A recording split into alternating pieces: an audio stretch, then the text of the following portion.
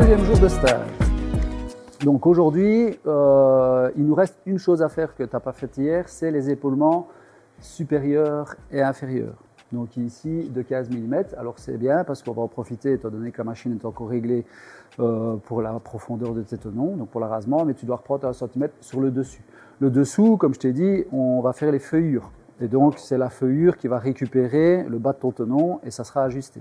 Ensuite, on devra faire donc toutes les coupes d'onglets, donc une coupe droite à 1,2 de profondeur qui correspond au ravancement d'arasement. Hein. Donc ici, la partie ici, tu vas devoir reprendre 1,2 cm, tout droit. Alors, une fois qu'on a fait ça, on fait l'assemblage à blanc.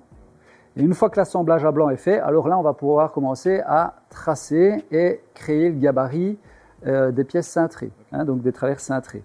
Bon, allez, je te laisse faire tes épaulements. Et une fois que les épaulements sont faits, on regarde pour les coupes d'onglets.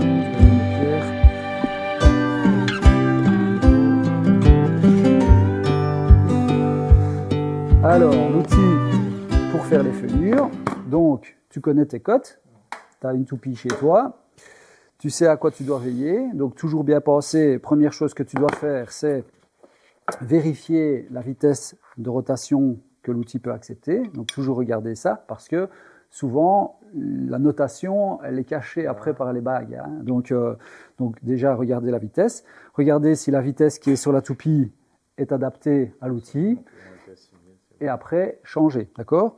Je te laisse l'installer, faire tes réglages, tu sais comment ça va, hein, tu l'as déjà fait la dernière fois. Et puis une fois qu'il est installé, tu m'appelles.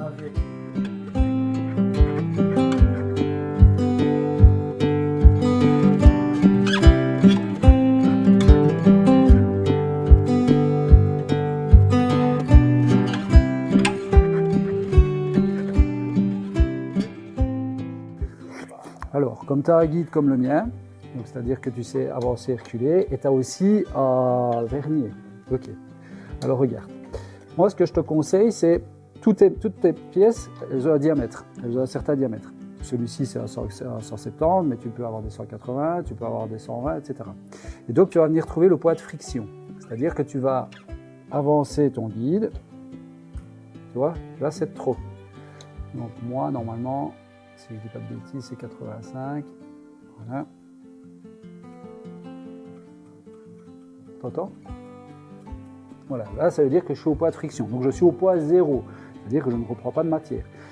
Comme je sais que mon point 0, c'est 85, je mets un petit papier, par exemple, avec les différents diamètres. Donc, diamètre 170, point 0, 85. Diamètre 160, point 0, 75, etc., etc. Et donc, chaque fois que tu vas venir mettre ta pièce de bois, que tu dois faire une rainure de 1,2 cm dans ce cas-ci, donc 12 mm, on va le reculer de 12. Donc, 85 moins 12, ça fait 73, si je ne dis pas de bêtises. D'accord? Donc, on va venir se mettre à 73. Donc, 73.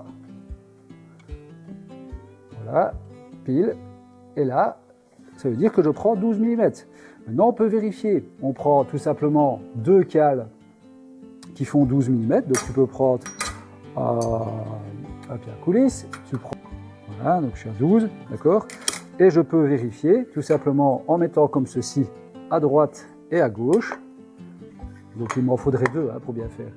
Et lorsque j'ai ma deuxième de 12 de l'autre côté, je viens et ça doit faire 0. Donc, ça veut dire que je prends bien 12 mm. D'accord? Si maintenant tu n'as pas de vernier comme ça, tu fais pareil. Donc, tu prends soit deux cales de bois qui ont pile poil la même épaisseur. D'ailleurs, on peut se faire des piges. Hein, donc, c'est-à-dire qu'on va faire une pièce de bois sur laquelle on va venir mettre des petites cales d'épaisseur. Une, donc identique évidemment, une cale de 12, une cale de 12. On vient le mettre et on vient à friction. Ça veut dire que lorsqu'on va retirer notre truc, d'office, on va avoir 12 mm de prise de matière. Donc ici, 85, on a bien les 73. On peut bloquer notre réglage de profondeur. Voilà. Pour la hauteur, là par contre, tu l'as très bien fait, j'imagine. Donc, deux possibilités. Soit tu viens, il faut savoir que c'est l'araseur, toujours la partie la plus haute. Ben, tu viens mettre ton araseur pile poil au niveau de ton tenon, puisque c'est ce qu'on a besoin à notre niveau. Donc là, pour moi, on est un petit peu bas, mais vaut mieux être trop bas que trop haut. Et deuxième possibilité, c'est sans doute ce que tu as fait, c'est prendre ton réglet de toupilleur et tu viens l'aligner, donc pile poil ici. Tu vois, donc tu es légèrement en dessous, tu vois. Donc tu peux le remonter, tu vois, tu ne touches pas. Voilà. Hop, voilà, ok. Alors, étant donné que ça, c'est des cotes de nouveaux plans, et qu'on a fait nos cotes, ben, le mieux, c'est vraiment de venir s'aligner par rapport à notre pièce de bois. Donc, l'arasement, pile à notre pièce de bois. Là, t'es nickel, t'as bloqué, tac, on bloque. Voilà. Donc, on a bien 1,2 cm de profondeur, et on a bien les 3 cm. Attention, signe d'établissement visible, puisque les signes d'établissement, c'est eux qui vont accueillir, enfin en tout cas la face avec les signes d'établissement, c'est ce qu'on va appeler le parement, eh bien il va accueillir la moulure. Donc voilà pourquoi on fait la feuillure par le bas. Et puis pour des questions de sécurité aussi, vaut mieux faire ta moulure en partie basse que de la faire au-dessus avec l'outil qui est au-dessus. Donc voilà. Alors, dernière chose, si tu veux utiliser le presseur, tu peux l'utiliser. Celles-ci, les petites pièces, ça va aller, elles vont être bien plaquées. Mais par contre, les plus longues, si tu avais un léger cintre, c'est possible, eh bien, on la plaque dessus. Alors, dernière étape, c'est toujours mettre les joues au plus proche de l'outil de coupe, donc entre 3 à 5 mm par rapport aux joues. Donc là, c'est bloqué. Et ici, 3 à 5 mm. Voilà. Comme ça, si la lumière est bien fermée, donc au plus proche, ben, tu as moins de possibilités en fait, de rentrer dans l'outil. Plus c'est petit, et la probabilité de rentrer dans l'outil est plus petite évidemment. Donc voilà, tu vas pouvoir pousser uniquement, donc quand tu vas avancer ta pièce de bois, uniquement quand la pièce de bois est en contact avec le guide après, là tu peux passer avec ta main, soit devant l'outil, soit après. Et toujours avoir un mouvement constant. Mais ça, tu l'as fait hier, je vais quand même te regarder faire, te corriger s'il le fallait, mais a priori, ça devrait le faire. Juste bien penser, c'est que ta main, donc la position, c'est comme ceci. Donc tu pousses ta pièce sur la table et contre le guide, et ici, tu pousses ta pièce vers l'avant. D'accord? Mais pas là. Tu n'as pas assez de force, en fait. Si elle veut reculer, on n'a pas assez de force comme ça. C'est pour ça qu'on se met derrière. D'accord?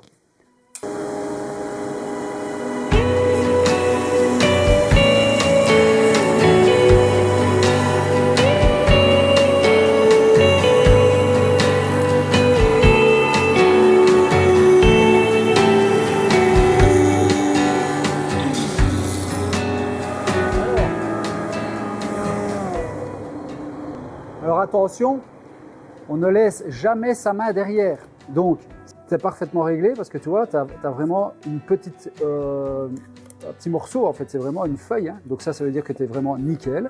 Par contre, regarde, toi, tu fais ça. Donc, tu es comme ceci, tu avances. Jusque-là, tout va bien. Et puis, tu attends quand même. Il ne faut pas avoir peur. Dès qu'elle est en contact, tu peux appuyer tant que tu veux, tu ne seras pas rentré. Donc là, tu peux directement. Alors, tu n'es pas obligé de passer devant et avancer comme ça. Tu peux aller la chercher là si tu veux. Mais après, tu continues comme ça. Ok, super. Mais toi, tu continues là. Ah, ça, c'est pas bon. Hein. Parce que si tu as le malheur de pousser un peu trop par là, tu vas rentrer. Donc, qu'est-ce que tu dois faire?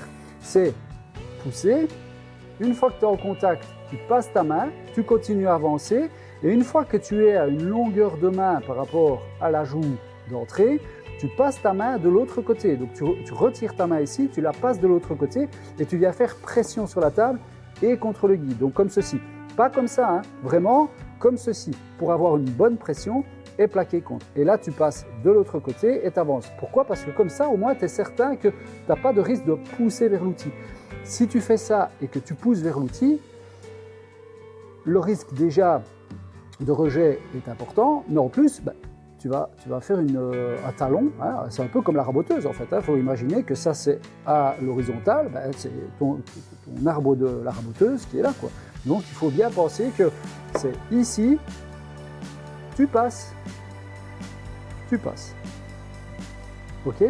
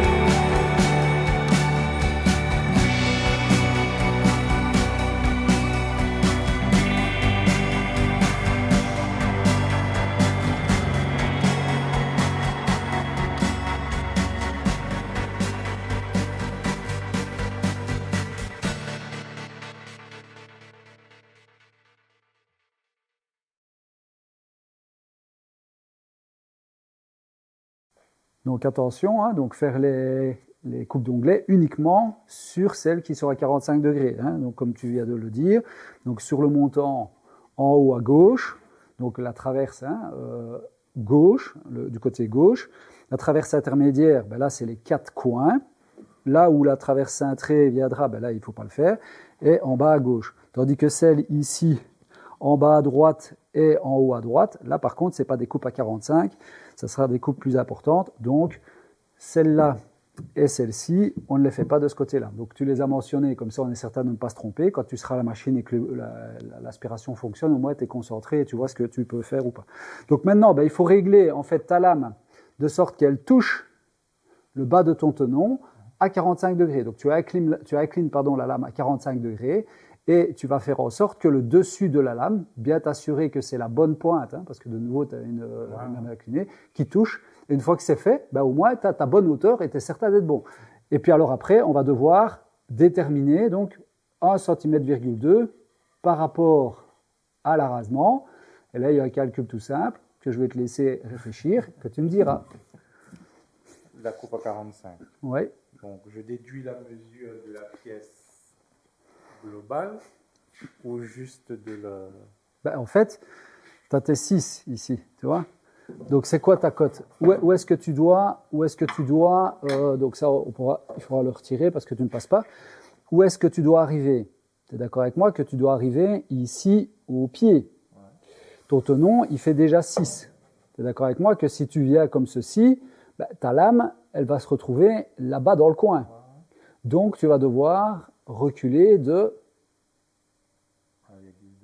Voilà, c'est à 45 degrés, donc tu recules de 1,2 par rapport à cette cote-là, et normalement, tu es pile poil. Mais avant, incline bien ta lame à 45, réglez ta hauteur, puis on vérifiera là-bas pour être certain d'avoir tes 1,2.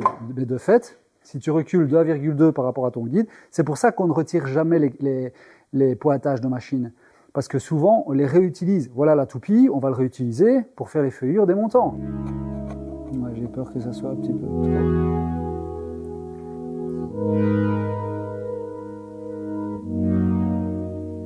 Même un petit peu en dessous.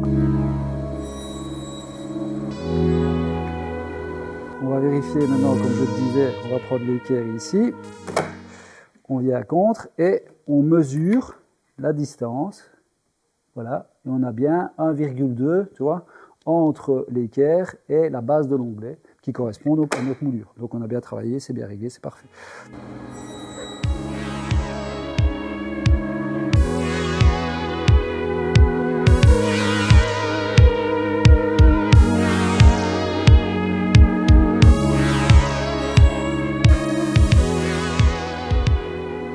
Donc maintenant on a fait donc, toutes les coupes d'onglets au niveau des traverses et maintenant on doit faire les montants. Alors les montants en fait ils correspondent à la largeur de mes traverses. Donc qu'est-ce qu'on va faire? On va utiliser notre traverse pour pointer notre machine. Très simplement, on va prendre notre traverse, on va venir la mettre contre le guide parallèle et on va venir prendre une autre traverse dans l'alignement et on va venir affleurer l'extérieur de la lame, donc la lame qui est du côté opérateur en partie basse. Donc on va jouer avec le guide et on va venir affleurer avec la lame ici en partie basse comme vous voyez sur l'image. À partir de là, on a la garantie que notre coupe ici au niveau de notre montant en partie basse correspond à la largeur de notre traverse.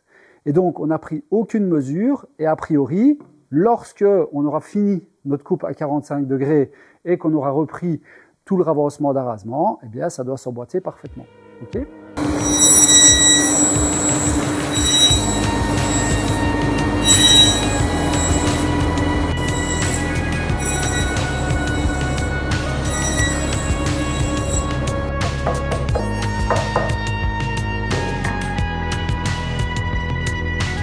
Hein, ça doit être pressé.